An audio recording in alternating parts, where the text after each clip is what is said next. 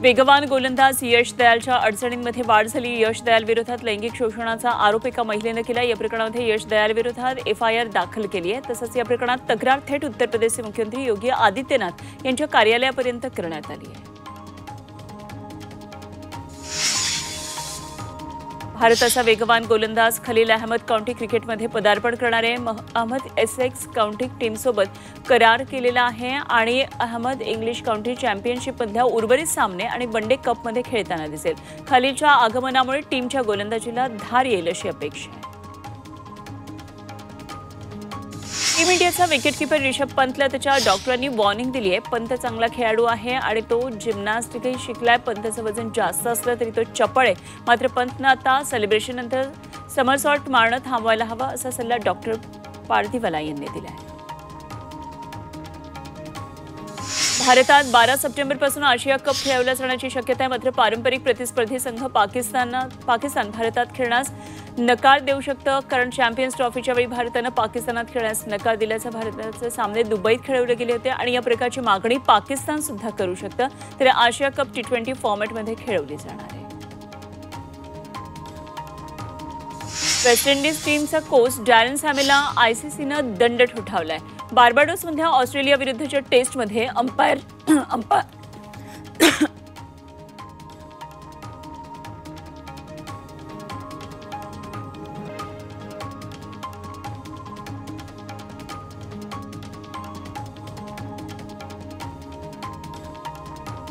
West Indies टीमचा coach Darren सॅमीला आयसीसीनं दंड ठोठावलाय आणि बार्बाडोसमधल्या ऑस्ट्रेलिया विरुद्धच्या टेस्टमध्ये अंपायरच्या निर्णयावर सॅमीनं टीका केली होती। त्यामुळे आयसीसीनं सॅमीच्या मॅचच्या मानधनातून 15% दंड ठोठावलाय।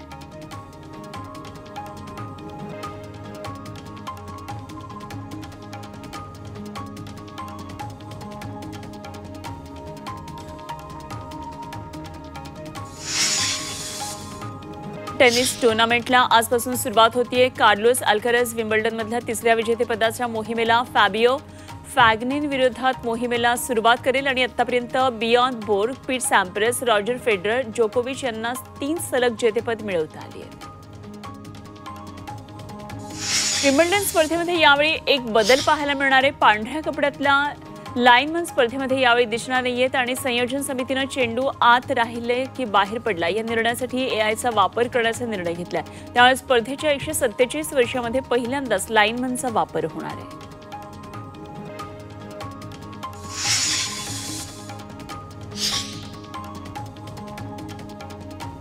आजपासून विधिमंडळाचं पावसाळी अधिवेशन सुरू होणारे शेतकरी, कर्जमाफी, भ्रष्टाचार, मंत्र्यांचे बेताल वक्तव्य यासह कायदा सुव्यवस्थेच्या मुद्द्यावरून अधिवेशन वादळी ठरण्याची शक्यता आहे। अधिवेशनाच्या पूर्वसंध्येला घेतलेल्या पत्रकार परिषदेमध्ये तसे स्पष्ट संकेत विरोधकांनी दिलेले होते।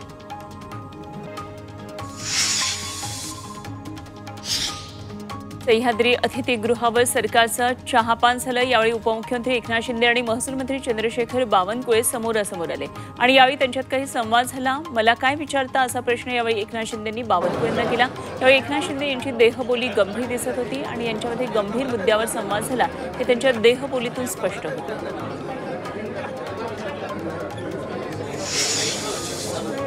आज भाजपच्या प्रदेशाध्यक्षपदाची निवडणूक होणार आहे। दुपारी 1 ते 4 दरम्यान उमेदवारांना अर्ज भरता येणार आहे, तर संध्याकाळी 7 वाजेपर्यंत अर्ज मागे घेता येतील। आज संध्याकाळी 7 ते रात्री 10 दरम्यान मतदान होणार आहे आणि त्यानंतर 1 जुलैला भाजपच्या नव्या प्रदेशाध्यक्षाच्या नावाची घोषणा केली जाईल। भाजप प्रदेशाध्यक्षपदासाठी रवींद्र चव्हाण यांचं नाव जवळपास निश्चित झालंय।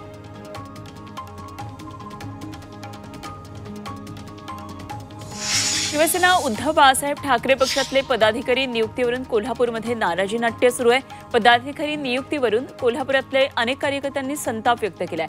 नाराज कार्यकर्त्यांनी उपनेते संजय पवार यांना फोन करून नाराजी व्यक्त केली आहे आणि याबाबत उपनेते संजय पवार आज भूमिका जाहीर करणार आहेत। पुण्यामध्ये आंबेगाव तालुक्याचे शिवसेना युबीटीचे तालुका प्रमुख दत्ता गांजाळे यांनी शिवसैनिक कार्यकर्त्यांसह उपमुख्यमंत्री एकनाथ शिंदे यांच्या उपस्थितीत शिवसेना शिंदे पक्षात प्रवेश केलाय। दत्ता गांजाळे यांच्या पक्षप्रवेशानं शिवसेना शिंदे पक्षाची आंबेगाव तालुक्यासह मंचर शहरामध्ये मोठी ताकद वाढणार आहे। राज्याच्या मुख्य सचिव सुजाता सौनिक आता निवृत्त होणार आहेत आणि राजेश कुमार राज्याचे नवे मुख्य सचिव असणार आहेत। तर मुख्य सचिव पदाचा कार्यभार ते स्वीकारतील आणि राजेश कुमार हे 1988च्या बॅचचे IAS ऑफिसर आहेत. सध्या ते महसूल विभागाचे अतिरिक्त मुख्य सचिव म्हणून कार्यरत आहेत. राजेश कुमार यांना 2 महिन्यांचा कालावधी मिळणार आहे.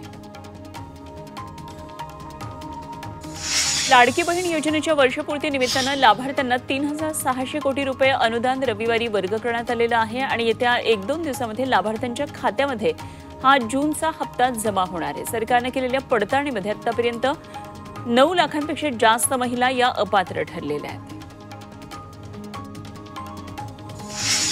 त्रिभाषा सूत्राचा अहवाल तत्कालीन मुख्यमंत्री उद्धव ठाकरे यांनी स्वीकारला होता असं मुख्यमंत्री देवेंद्र फडणवीस यांनी सह्याद्री अतिथीगृहात आयोजित पत्रकार परिषदेत सांगितलं. तर अहवाल आपण बघितलाच नव्हता आणि तोपर्यंत आपलं सरकार पाडण्यात आल्याची प्रतिक्रिया उद्धव ठाकरे यांनी मातोश्रीवर घेतलेल्या पत्रकार परिषदेत दिली. हिंदी भाषेच्या मुद्द्यावरून शिवसेना, उद्धव बाळासाहेब ठाकरे पक्ष आणि मनसे आक्रमक झाली असताना पावसाळी अधिवेशनाच्या पूर्वसंध्येला मुख्यमंत्री देवेंद्र फडणवीस यांनी महत्त्वाची घोषणा केली. दोन्ही शासन निर्णय रद्द करतो असं मुख्यमंत्री फडणवीस यांनी पत्रकार परिषदेत जाहीर केलं. त्रिभाषा धोरणाचा GR रद्द करत असल्याचंही ते म्हणाले.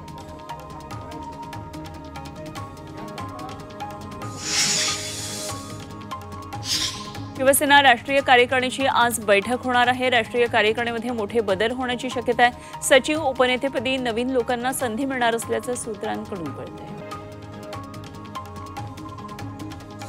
राज ठाकरे यांनी बोलावली आहे मनसे नेत्यांची बैठक आणि या बैठकीमध्ये मनसेची पुढची रणनीती अटळ ठरणार आहे. हिंदी भाषेबाबतचा GR रद्द केल्यानंतर मनसेच्या बैठकीमध्ये महत्त्वाचे मुद्दे चर्चिले जातील.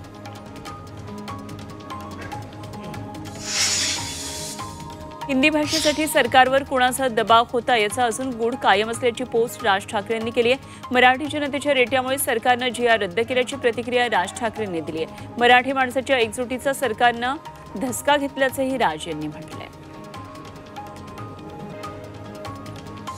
मराठी शक्तीसमोर हिंदी सक्ती हरली अशा शब्दांमध्ये उद्धव ठाकरे यांनी GR रद्द झाल्यानंतर प्रतिक्रिया दिली.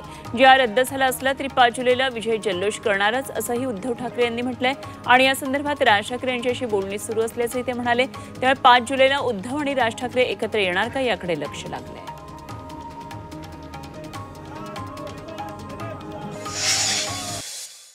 मुंबई, ठाण्यासह कोकण किनारपट्टीवर 5 दिवस मुसळधार पावसाचा इशारा दिलाय. सिंधुदुर्ग, रत्नागिरी, कोल्हापूर, सातारा या जिल्ह्यामध्ये ऑरेंज अलर्ट जारी करण्यात आलाय. त्याचबरोबर मुंबई, ठाणे, पालघर, संपूर्ण विदर्भ, रायगड, पुणे, उत्तर महाराष्ट्र या भागामध्ये येलो अलर्ट देण्यात आलाय. जमशेदपूर जवळच्या एका खासगी शाळा आणि वसतिगृहात पाणी शिरलेलं होतं. या पुरामध्ये शाळेतल्या तब्बल 162 मुलं अडकून पडली होती. शिक्षकांनी विद्यार्थ्यांना तातडीनं छतावर नेलं आणि त्याच छतावर त्यांनी एक संपूर्ण रात्र घालवली. दरम्यान पहाटे 5:30 वाजता पोलीस, अग्निशमन दल आणि स्थानिक नागरिकांनी रबरी बोटींच्या मदतीनं एक करून अशा प्रकारे 162 मुलांना सुरक्षितरित्या बाहेर काढलं. जळगाव जिल्ह्यातल्या रावेर तालुक्यात वादळी वाऱ्यासह झालेल्या पावसामुळे शेकडो हेक्टरवरच्या केळीच्या बागा उद्ध्वस्त झाल्यात. त्यामुळे केळी उत्पादक शेतकऱ्यांचं मोठ्या प्रमाणात नुकसान झालंय. तातडीनं पंचनामे करून शेतकऱ्यांना भरपाई मिळावी अशी मागणी होतीये. राज्याचे रोजगार हमी योजना मंत्री भरत गोगावले माऊलींच्या वारीमध्ये सहभागी झाले. पारंपरिक वेशभूषा करून भरत गोगावले वारीत सहभागी झाले. त्यावेळी गोगावले यांनी टाळ मृदंगाच्या तालावर फेक धरत विठू नामाचा गजरही केला.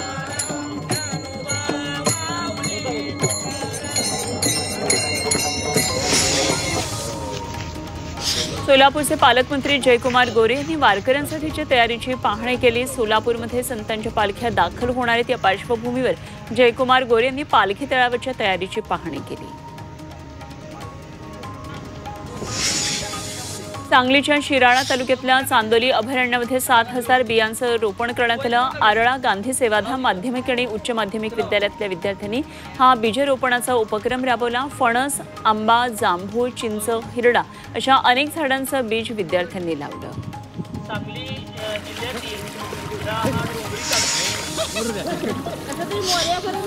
कोकणामध्ये यंदाच्या खरीप हंगामामध्ये भात आणि नाचणी पिकाला विम्याचा लाभ देण्यात येणार आहे. मात्र डिजिटल क्रॉप सर्व्हे ॲपवर पिकाची नोंदणी असेल तरच पीक विम्याचा लाभ मिळणार आहे. त्याचबरोबर फार्मर ID सुद्धा बंधनकारक करण्यात आले.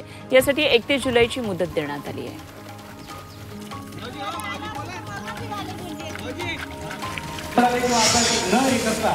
जळगावच्या भडगाव तालुक्यामध्ये शिवसेना शिंदे गटाचा भव्य निर्धार मेळावा संपन्न झाला। स्थानिक स्वराज्य संस्थांच्या निवडणुकांच्या पार्श्वभूमीवर आमदार किशोर पाटील यांच्या नेतृत्वाखाली निवडणुकीची तयारी सुरू झाली। या मेळाव्यामध्ये किशोर पाटील यांनी कार्यकर्त्यांना मार्गदर्शन केलं। भिवंडीतून अटक केलेला दहशतवाद प्रकरणातला आरोपी साकीब नाचनचा मृतदेह बोरिवली गावात पोहोचला। त्या गावामध्ये कडक सुरक्षा व्यवस्था तैनात करण्यात आली। जागोजागी पोलीस बंदोबस्त तैनात असल्यानं गावाला छावणीचं स्वरूप प्राप्त झालं आणि त्याला गावातल्या स्मशानभूमीमध्ये दफन करण्यात येणार आहे।